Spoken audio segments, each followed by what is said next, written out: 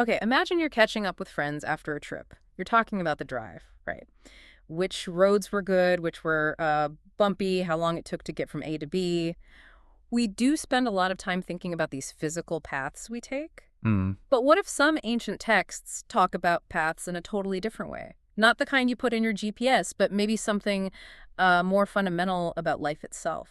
That's exactly where we're headed today. We're doing a deep dive into a couple of really interesting stories from the commentary on the Dhammapada. Okay. And these stories show the Buddha teaching groups of monks, really pointing them towards what the true paths are and what purification actually means in this context. Right, so we're looking at excerpts from, they're called the story 500 Monks, and then other story 500 Monks. Exactly, from the Dhammapada.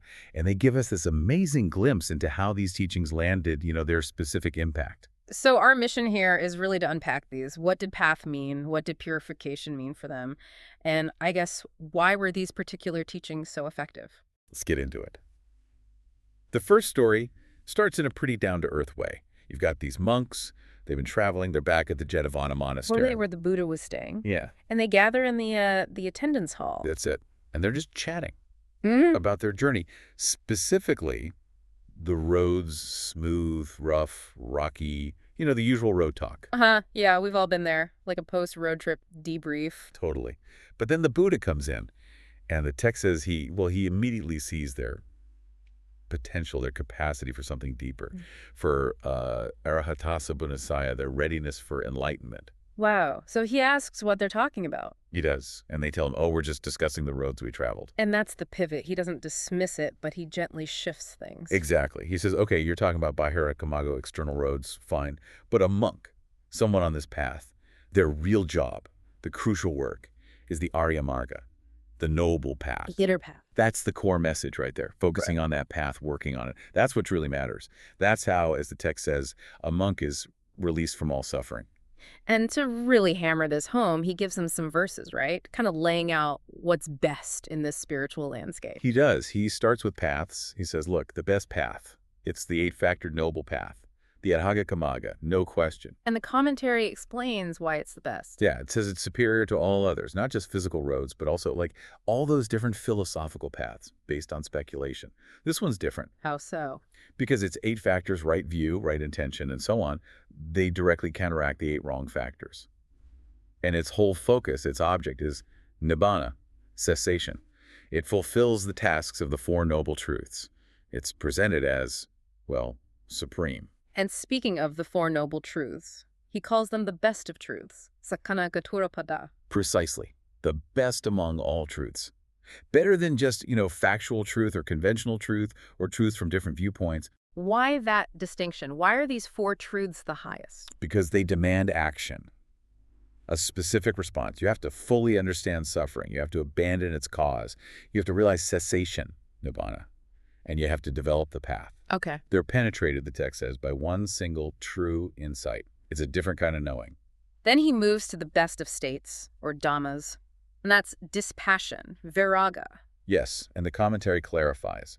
Viraga here means nibbana. It even quotes this line, among all things conditioned or unconditioned, dispassion is declared the highest. So nibbana isn't just an end goal, it's the absolute peak state. That's the idea. And finally, the best of beings.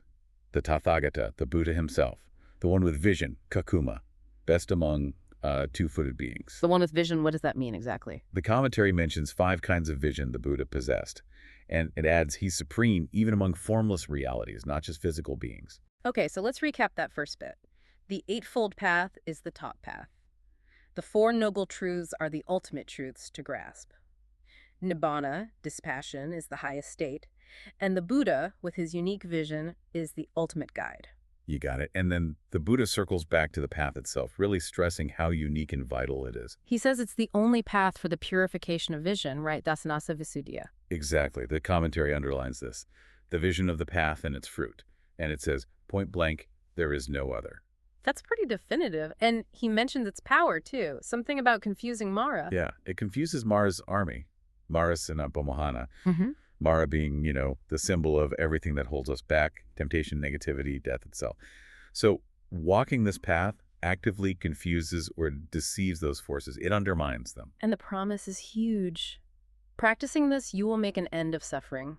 dukkha. Right. An end to the suffering of the whole cycle of existence. The vadi, that's the scope. But it's not magic. Effort is required. Absolutely. The Buddha makes that crystal clear. This path has been told to you by me, knowing it for the extraction of the darts. Salasitana. Darts like greed, anger. Exactly. The things that wound us internally. He says he knows this path directly, not just by hearing about it. But then he says, you must make effort. Atabu. So what kind of effort? The commentary calls it the zeal of right effort, samamatana virya. It's about generating this inner heat, this energy, to burn away the defilements, the kilesas, through practice. The teacher shows the way, but you have to walk it. That's the message. Aplagatas are only teachers. Akataro tathagata. They pointed out. And the result for those monks after hearing all this? Immediate and profound. The text simply says at the end of that teaching, they all attained arahantship, full liberation. Wow, just like that. From talking about roads to reaching the ultimate goal. Okay, so that's the first story. But you mentioned the second one, also with 500 monks. Yeah, a different group of 500 monks. They'd also gone off to meditate, got their subjects practiced in the forest. But, despite really trying, they hadn't reached arahantship. So they came back for more guidance? Sounds pretty relatable. Hitting a wall in practice? It really does. And the Buddha, again, uses his insight to see what would click for them. And this is where it gets fascinating. Okay. He saw that in a past life, under a previous Buddha named Kassapa, this specific group had spent, get this, 20,000 years practicing insight into impermanence. Anicca. 20,000 years. Wow, that really puts things in perspective, that continuity of practice. Doesn't it?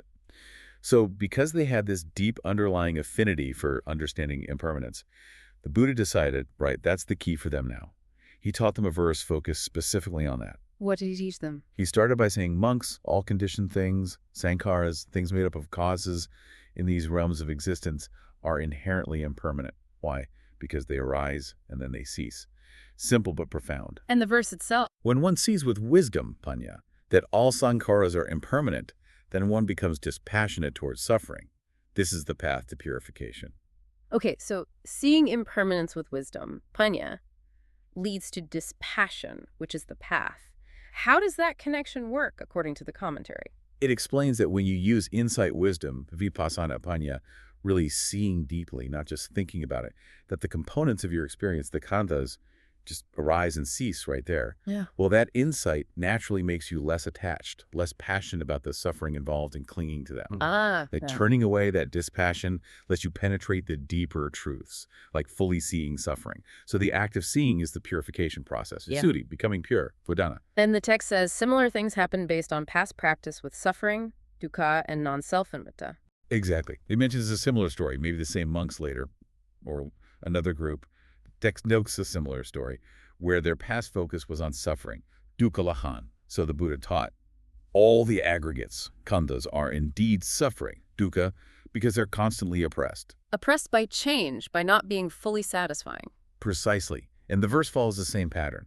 When one sees with wisdom that all sankharas are suffering, then one becomes dispassionate towards suffering. This is the path to purification. Same outcome. And the third one, non-self, anattā. Same structure again. Based on past cultivation of Avalokana, he taught, all phenomena, dhammas, meaning the 5 aggregates here, are indeed non-self anattā because they are not subject to control. Avasavatanathina. Not subject to control. What does that mean practically? The commentary explains it simply. You can't just command your body not to get old or sick.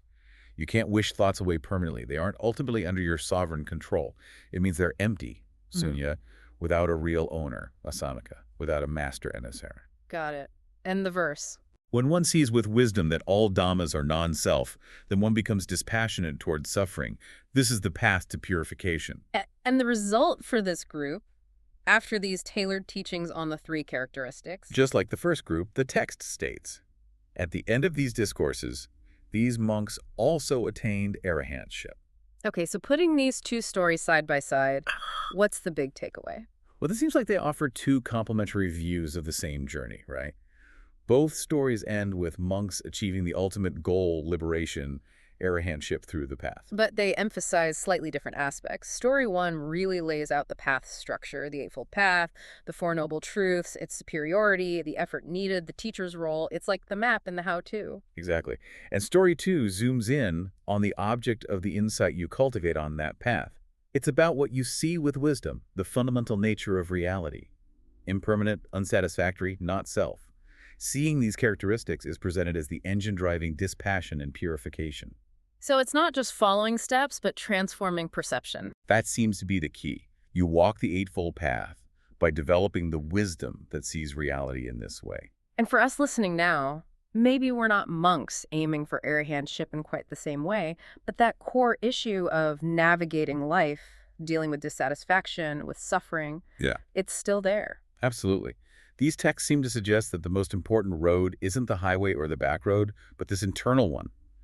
A path built on, first, understanding the nature of things, how they really are, and second, putting in the effort, the diligence, guided by that wisdom. It really makes you think about that phrase, seeing with wisdom, from the second story. It suggests the path to, well, purification or maybe just greater peace starts not just with learning stuff, but with a real shift in how you see. A shift in perception about ourselves, about the world, seeing conditioned things, our thoughts, feelings, bodies, experiences, as genuinely impermanent, as inherently subject to stress or suffering, and as not ultimately some fixed, controllable me or mine. So maybe a question to reflect on is, what would it actually look like day to day to try and view our challenges, our successes, even our own identities through that lens, through impermanence, suffering, or non-self?